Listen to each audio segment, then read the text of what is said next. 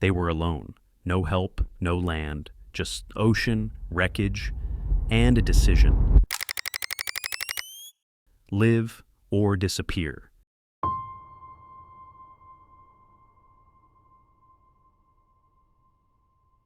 You've probably imagined being stranded at sea, maybe just for a second, maybe in a movie. But what happens when that becomes your life? Not for hours or even days, but for 76 long, drifting, sunburned, salt-crusted days. Alone, with sharks, with hallucinations, with nothing but what you managed to save before your boat disappeared under the waves.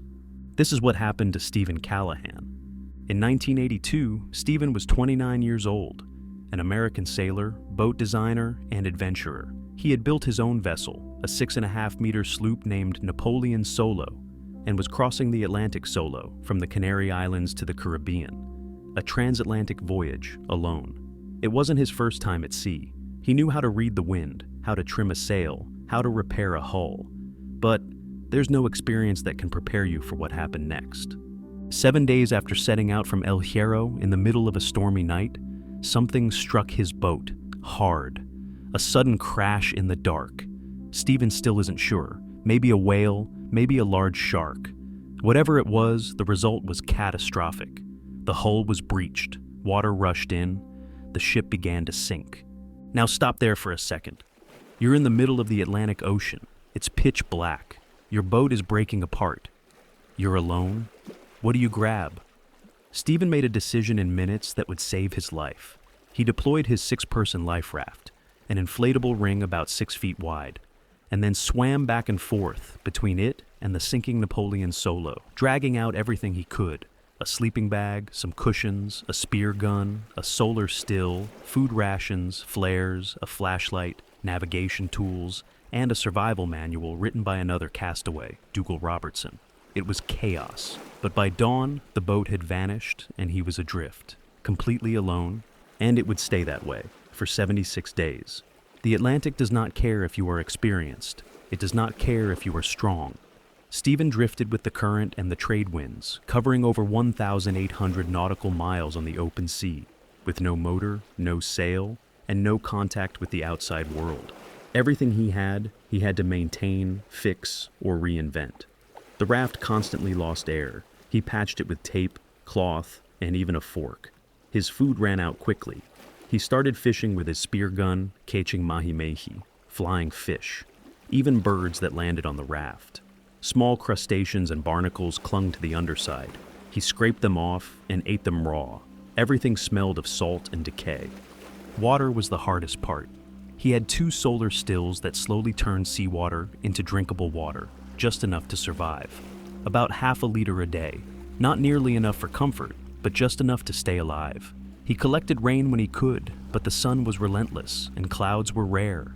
His throat dried out, his tongue cracked, the salt soaked his skin, every movement burned. Sharks circled the raft, drawn by the smell of fish and blood. Sometimes they bumped against the bottom. Stephen learned not to panic. He gave them space. He had no other option. And then there was the mind. Isolation doesn't happen all at once. It seeps in slowly. Stephen kept himself occupied by writing a logbook, tracking his position, tinkering with his gear, cleaning the raft, keeping up daily rituals. He exercised when he could. He watched the stars and talked to himself. He gave names to the birds and fish. He invented games. But sometimes the silence won. He began to hallucinate. He thought he saw ships, voices, faces. He had dreams so vivid they blurred into memory. Still, he held on. At one point, he was so weak, so sunburnt, so thin, that he began to believe the raft itself had become part of him, an extension of his body, his skin. He later wrote that the nights were the worst, long, cold, empty, but also beautiful. He described the stars as a view of heaven from a seat in hell. That kind of contradiction followed him everywhere: fear and awe, hunger and gratitude, agony and meaning. By mid-April, Stephen was no longer steering. The raft followed the currents, drifting west. He had stopped counting the days. Then, one morning, he saw something unusual on the horizon: a shape and birds. He knew what that meant. Birds don't circle in the open ocean. They follow life. They follow land. And he was right. The island of Marie Galante near Guadeloupe was just ahead. The next day, fishermen spotted the raft. They'd noticed the unusual pattern of birds above the water and went to investigate. They found Stephen, skeletal, sunburned, covered in sores, still alive, still clinging to life after 76 days adrift. They pulled him onto their boat. He weighed 55 kilos, a third less than when he left. He hadn't stood in weeks. He hadn't spoken to another human being in over 2 months, but he smiled. Stephen Callahan spent only a short time in the hospital. Then he recovered on the island, quietly, slowly, surrounded by people again. Later, he returned to the United States and wrote Adrift, a detailed, deeply personal account of everything he'd experienced. Not just the technicalities of survival, but the inner world that came with it. The fear, the hope, the pain, and the moments of calm.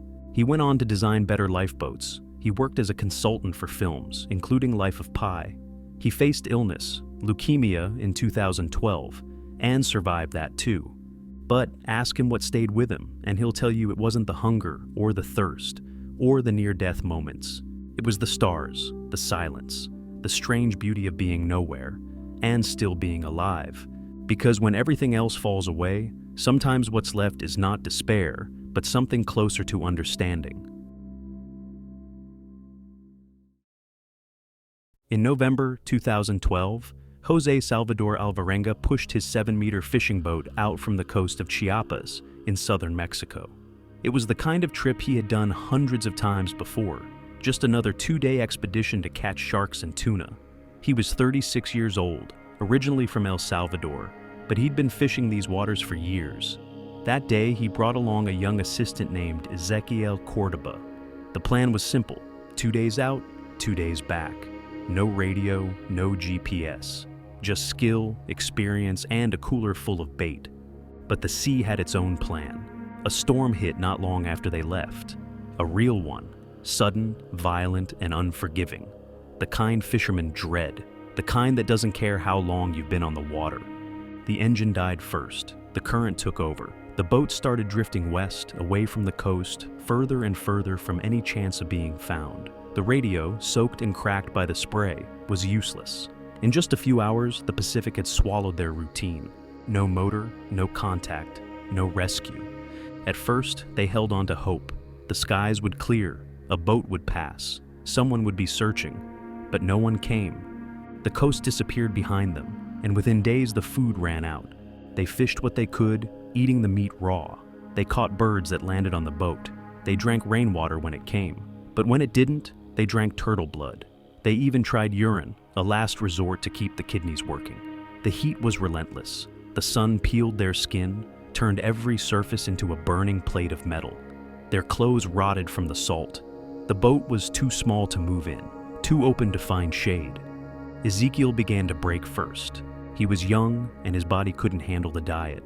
He began refusing food. He grew silent, thin, fragile. José tried to feed him fish, encouraged him to keep going. But after 4 months at sea, Ezekiel lay down and didn't get up again. He died without screaming, just quietly disappeared. José wrapped his body and kept it on the boat for several days, hoping the boy would come back. He spoke to him, prayed for a sign, but eventually the smell made it impossible to keep going. With no other choice, he slid the body into the sea. And now, he was truly alone. Most people wouldn't survive even a few days in the open ocean. José stayed out there for over a year. He didn't have shelter, not really. Just a small icebox he crawled into during the day to escape the sun. His skin was cracked and covered in sores from salt and exposure. He fished every day, using his hands, improvised lines, or spearing prey when he could. Mahi-mahi, flying fish, seabirds, even jellyfish when there was nothing else. He learned to follow the birds. If they circled, there was likely something alive nearby. When it rained, he collected water in plastic bottles, cups, and the bottom of the boat. When it didn't, he rationed. He knew exactly how long he could go without it. He kept count in days at first, then weeks. But eventually, he stopped counting altogether. There was no horizon, no frame of reference, just blue in every direction. The sea would rise, fall, then rise again. Time didn't move, only the current did. What kept him alive wasn't just instinct, it was structure. He woke up every day and followed the same routine. He scanned the sky, checked the water, cleaned the fish, collected anything floating. A lost bottle, a scrap of netting, even trash, anything that might be useful. He talked to himself, sang songs, repeated the names of his daughter and his parents. He clung to memories like they were ropes. And sometimes he saw lights on the horizon, cargo ships, tankers, huge shadows moving in the distance. He screamed, waved his arms, launched flares, but nothing happened. They passed him by. Each time it cut deeper. There were days he wanted to die, days where he planned it, just slide overboard, let the ocean take him. But something always stopped him. Sometimes it was faith, sometimes it was hunger, sometimes it was just the sky. He told himself, not yet, one more day, just one more. He began to forget things, the name of his hometown, the sound of music, even the face of Ezekiel faded. The mind, under that kind of stress, rewrites itself to survive. But he never forgot his daughter. Every day he thought of her. If he was going to die, he wanted her to know he had tried. His beard grew long, his muscles thinned, his body adapted to the rhythm of sea life. Birds would land on the boat, unafraid. Fish gathered under the hull, barnacles covered the sides. He was no longer a fisherman. He had become part of the ocean, a drifting ecosystem with a heartbeat. Then, in January 2014, something changed. He saw birds again, but more than usual, not circling in the sky, but diving, feeding. Then he saw the line of trees, distant, faint, but real. It was land. He had reached Eben Atoll, part of the Marshall Islands, a remote cluster of coral in the middle of the Pacific, over 12,500 kilometers from where he had started. He had been adrift for 438 days. He washed ashore barefoot, bearded, dressed in rags, carrying a knife and a small plastic jug. Locals found him staggering on the beach. He couldn't speak. He was sunburned, dehydrated, skeletal. But he was alive. They took him in, gave him food, clothes, water, and then they called the authorities. A Salvadoran fisherman, lost for more than a year, had just walked out of the ocean. At first, people didn't believe his story. No one survives 13 months at sea. But the facts lined up. Ocean current data from the University of Hawaii confirmed the drift path was plausible. His polygraph results showed no deception. The barnacle-covered boat still held turtle shells and bird bones. And every detail he gave, wind patterns, sea behavior, survival methods, matched what only someone who had lived it could know. When he returned to El Salvador, he was received as a miracle. But José didn't feel like one. He couldn't go near the ocean, couldn't look at it, couldn't hear the sound of the waves. He had recurring nightmares. He barely spoke about what happened unless asked. He carried it quietly, like a scar you don't show. He worked with journalist Jonathan Franklin to write 438 Days, a book that captured not just the facts, but the mental landscape of those months at sea, the hope, the hallucinations, the darkness, and the strange kind of peace that comes when you're surrounded by nothing. Later, he would face more trials, including a battle with cancer, but survived that too. Today, he lives far from the ocean, not because he hates it, but because he's already given it everything he had to give. Most people imagine survival as a single moment, a fight, a victory, a rescue. But José's story wasn't like that. It was slow, quiet, deliberate. It wasn't about strength, it was about rhythm. Waking up each day with no reason and doing it anyway. For 438 days, the sea said no. And every day José answered, not yet.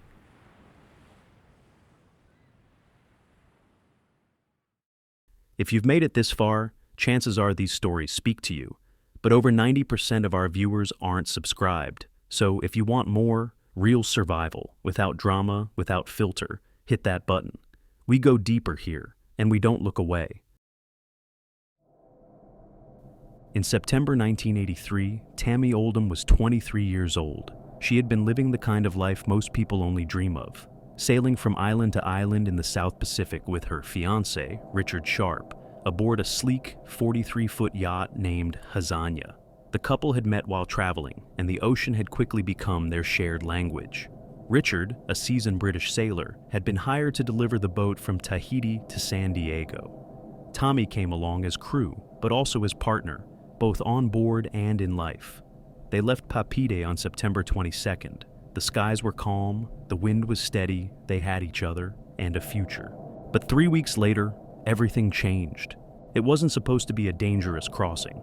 The Pacific can be unpredictable, yes, but late September was still manageable. They had weather reports, a solid hull, and experience. What they didn't expect, what no one had, was that Hurricane Raymond, a system forming far to the west, would suddenly shift direction and charge eastward.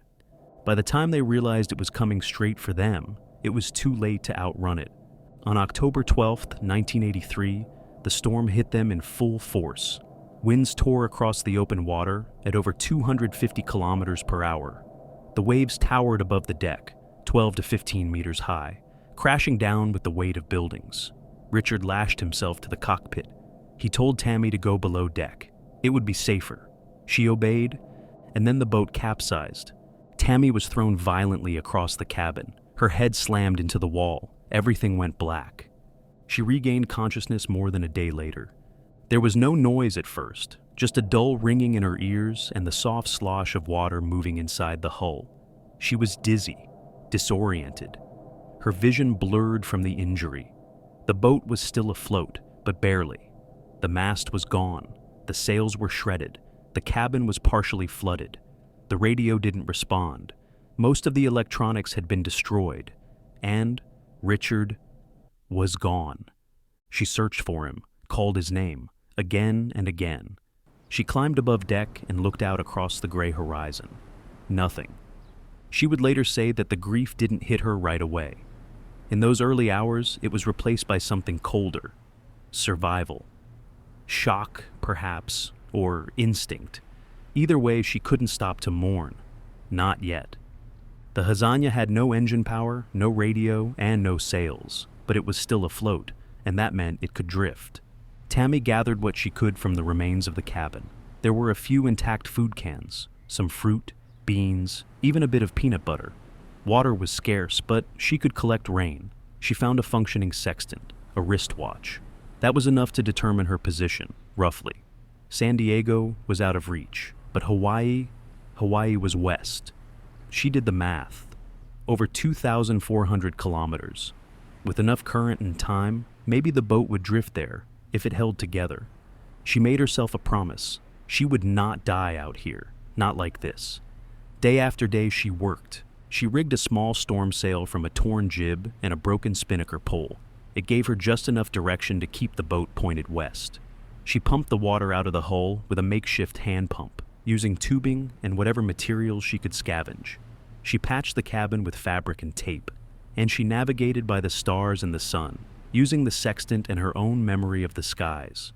She stayed below deck at night, wrapped in damp clothing to fight the chill, her skin sticky with salt, the air heavy with the stench of seawater and mildew. The inside of the boat was claustrophobic, dark, wet, and alive, with the groaning sounds of a hull not meant to endure this long, without maintenance. Outside, the sea never stopped moving. Even on calm days, the waves kept coming, small and endless, tapping the hull like fingers reminding her she wasn't safe. She was hungry, she was tired, but she kept going. The hardest part wasn't the hunger. It wasn't even the pain from the wound on her head. It was the silence. There was no voice to answer her questions. No one to confirm she was doing the right thing. No signal, no rescue, no proof she was even on the right path. Just horizon, day after day. She spoke to Richard sometimes, not expecting an answer. Just to say things out loud. She cried, screamed into the wind, then got back to work. She would later say that she never kept a log, never wrote a journal, not because she didn't want to, but because every ounce of her focus went into staying alive. Each hour had its task, each moment, its purpose. That rhythm in its own way saved her. On the 41st day, she saw land. At first, she thought it was another mirage. The ocean plays tricks on you when you've been alone for that long, but it stayed there, solid, real, a strip of dark green against the silver water. It was Hilo on the big island of Hawaii. Soon after, the Japanese research vessel Hokusei Maru spotted her. They pulled her aboard. She was malnourished, bruised, and sunburned. Her feet were swollen from infection. But she was alive. After more than a month alone at sea, she had done what many wouldn't even believe possible. She had made it home. But survival doesn't end when the rescue comes. Tammy struggled after the ordeal. The injury to her head caused long-term issues, memory lapses, difficulty reading, even fear of heights and flying. But the emotional wounds went deeper. She had lost the man she loved, in the most violent, sudden way imaginable. And she had spent 41 days carrying that loss in silence, with no one to tell her what to feel or when.